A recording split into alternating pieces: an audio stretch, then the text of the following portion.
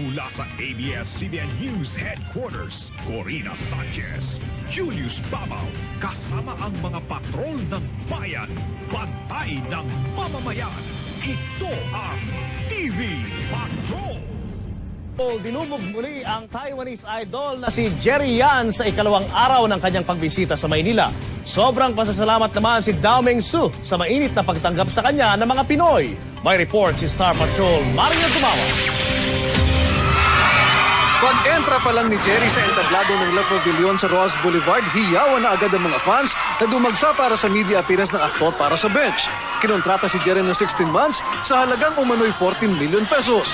Game na sinagot ng 26 anyos na 5'10 Asian superstar ang lahat ng mga tanong na ibinato sa kanya. If you're willing to pose in bench underwear,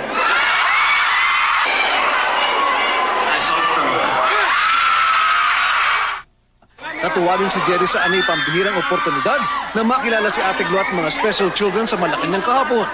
Nakakagulat ang komposisyon ng mga tagahanga, teenager, lola, disabled, maging si Mrs. Gina De Venecia. He's so guapo. Yes, I'm happy to see him. I'm ready to die! Dito na rin iginiit ni Jerry na buo pa rin ang samahan ng F4. Nagpasalamat din siya sa fenomenal na pagtangkilik ng mga Pinoy na matutunghayan muli sa Happy 50 TV concert. There were ups and downs in his career, but mere fact na yung response ng mga tao ngayon sa kanya, it gives him enough inspiration to go on.